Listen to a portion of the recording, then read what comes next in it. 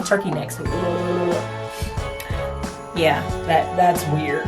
Hi everyone, welcome back to Blueprint DIY, where we remake our clothes to be just unique as us. And today is the beginning of the Christmas videos. Actually, I've done a couple already, but just this Vlogmas style video to let you guys know that I am doing 7 days of DIYs for right before Christmas for Vlogmas. But today we are going to work on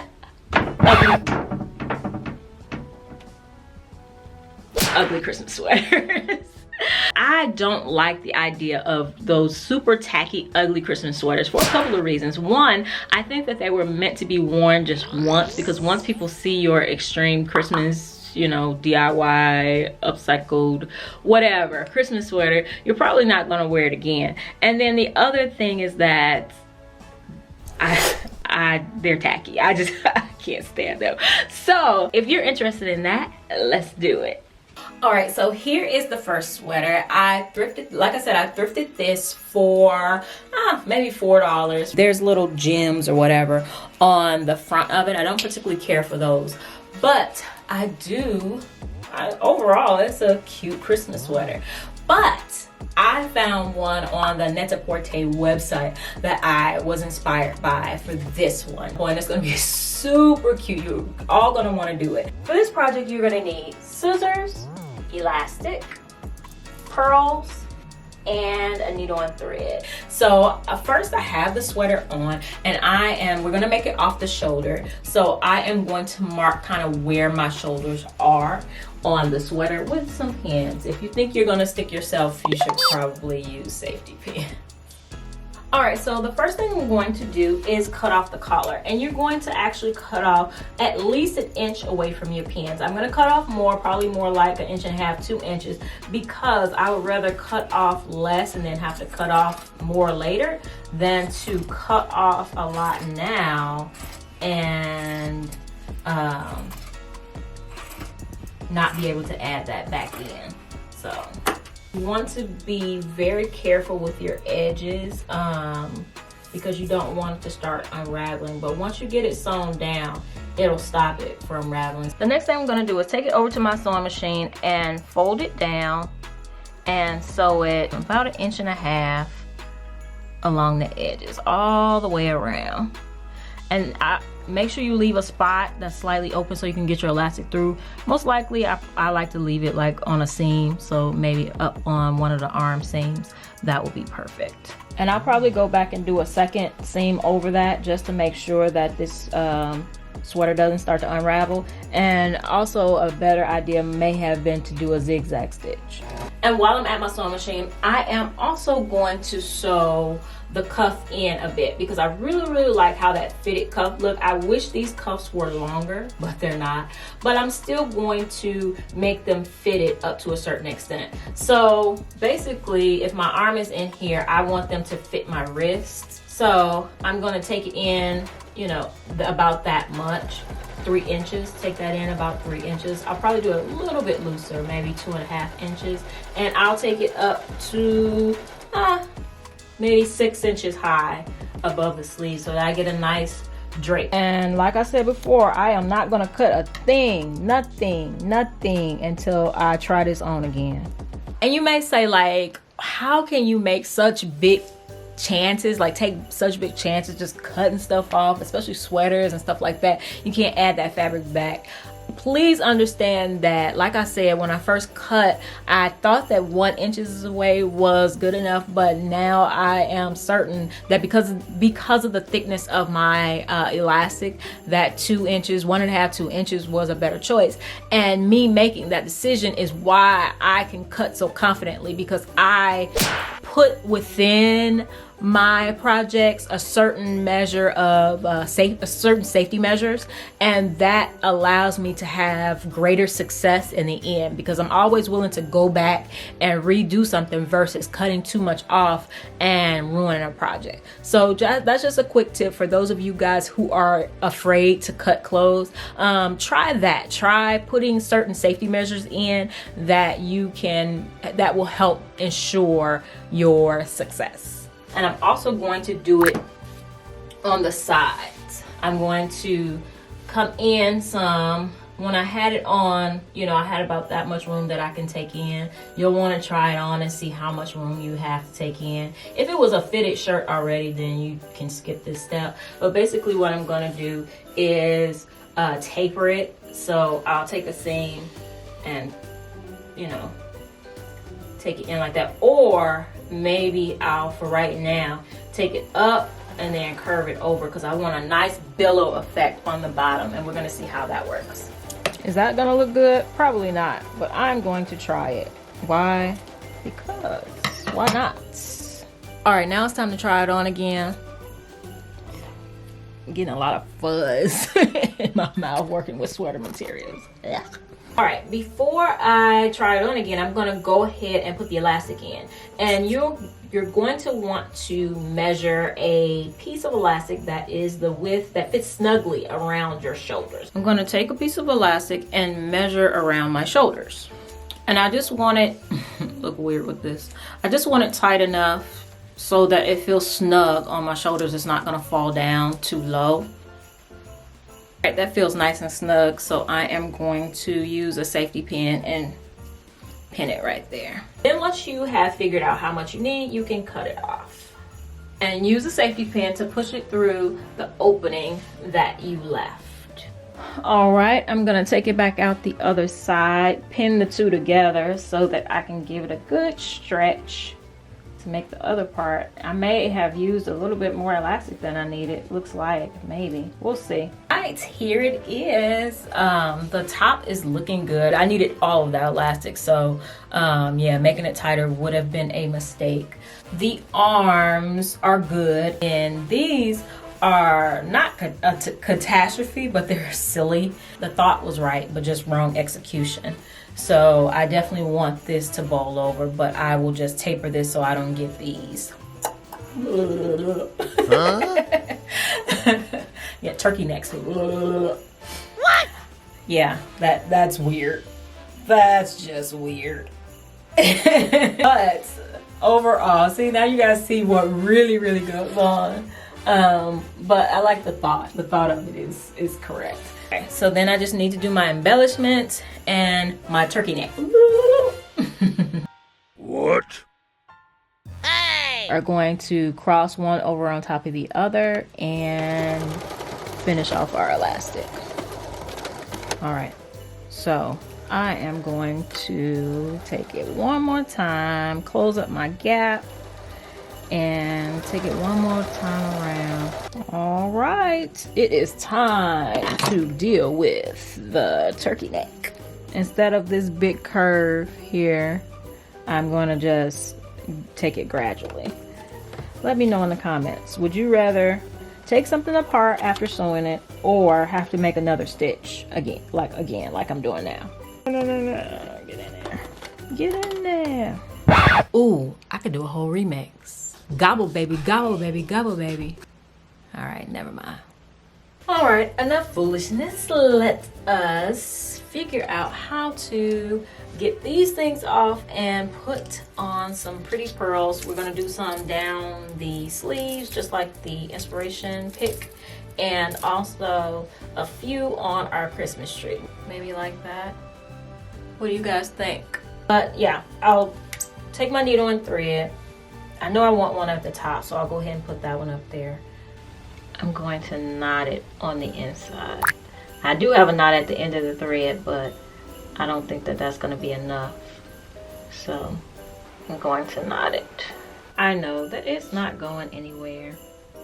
That's that. I can move on to the next one. If it's going to be relatively close, then I can just go ahead and put it there. And you can keep going until all your pearls are there. And I want to say a great big hello and welcome to all our new subscribers. I told you last week that I have a goal to meet 100,000 subscribers before the end of the year. So you guys, please subscribe if you haven't subscribed, if you're enjoying this content.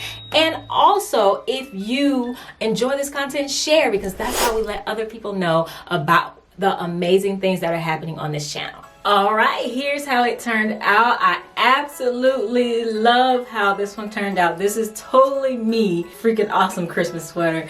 So I really like that I did the pearls like this. I was a little concerned through the way, but I really like it. I especially like the small touches on the sleeves, and we got rid of the turkey neck, so I'm happy about that. And I just paired these with my skinny jeans that I turned into bell bottoms. They were kind of skinny before, and I turned them into bell bottoms. That tutorial is right here if you want to see it. And yes, I am super excited about these. So let's move on to the next one. Woo! Okay. I almost fell through the paper. All right, here's the second one, a perfectly amazing and wonderful green sweater, which I actually really like this sweater. But I bought it for this project. Stay focused. It is going to make an amazing Christmas sweater. Like, some people are gonna be like, ugh. Some people are gonna be like yes. So yeah, you know, that's about right for me. And yeah, let's do it. All right, for this project, all you're gonna need is a sweater and about 1.5 yards of organza. Okay, so the first thing we're gonna do is cut the sleeve off. And this sleeve is sewn in, so there's definitely a seam, and I'm going to actually cut it outside of there. And then I'm also going to cut off the cuff, and I want a seam allowance on that as well. Then I am going to cut up the sleeve just right as close to the seam as possible. I'm going to use that as a template. So I will then lay out my organza. I'll put it up a little bit because I know I want a little bit more length in my sleeve than before. We're just gonna cut and hope for the best. All right, will somebody please tell this person, whoever she is cutting this material, that you cannot use a stretchy material as a pattern for a non-stretchy material. It will not get the results that you want. You want a big puffy sleeve, you're using a fitted sweater sleeve. Stop, ma'am. Do not do that. All right, so I just came back from the store to get more fabric. My awesomeness is not shining right now. It's not. And normally you wouldn't be able to see this. I would hide it. But it's almost Christmas, so why not share? So I went back and got another yard. So this 1 yard should be just enough for what I need to do.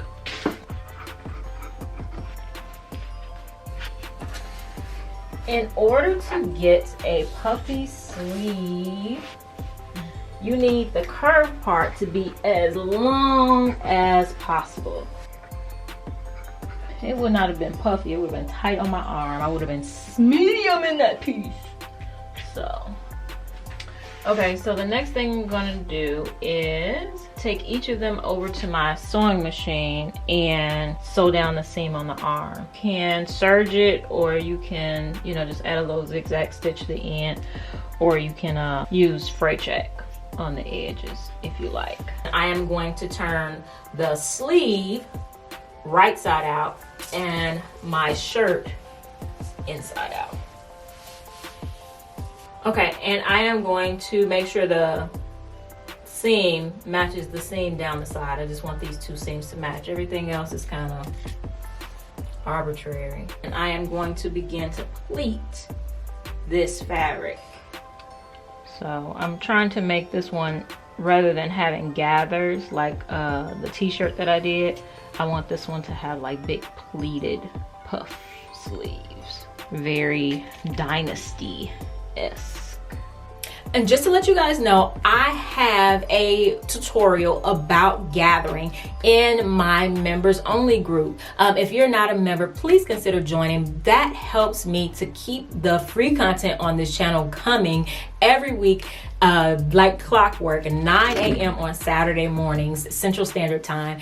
And it gives you guys extra behind the scenes sneak peeks, as well as some tutorials, some just helpful tutorials that I give to you guys every so often. And 5% off my merch.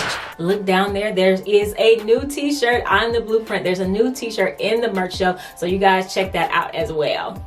And then once I get towards the top, what I'm gonna do is just tuck it all in. And rather than putting in a gathering stitch, I am just going to kind of do big gathers. And the reason I'm not doing a gathering stitch is because my gathering stitch cannot do big gathers. It can only do small gathers. And I'm gonna sew in the seam where the sleeve part and the body part of the sweater were connecting. This is Renegade sewing at its best.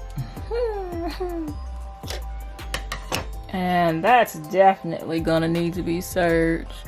Once we have that done at the sewing machine, we are going to take the edge of our sweater, turn it inside out, and make sure that this seam is lined up with the seam as well. You gotta have the edge of the sleeve on top. Put it on there, and just like we did with the other part of the sleeve, we're going to pin the two seams together, and then for the rest of it I am going to stretch and sew, leaving big gathers. And the reason that I'm going to stretch and sew is to, you know, make sure I can get my whole hand in there. And that's that. Ooh, doggy, puffy, puffy, puffy. All right, so I'm going to serge it and see what we got. All right, oh my gosh, I love it. I am a present.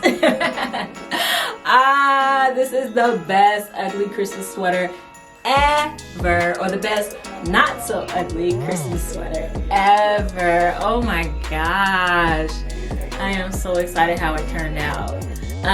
Yeah, so I have this on, and you can switch out the bow. The bow is just like purely if you're going to an ugly Christmas sweater party. But yes, I love it like this. And I have it on with these camel kind of faux suede culottes. And if I were just going casual, I could put it on with some striped socks and some sneakers, or I could wear my snakeskin boots, especially if it was colder outside. But oh, I am so excited about how this turned out. You guys know how much I am into puffy sleeves this season.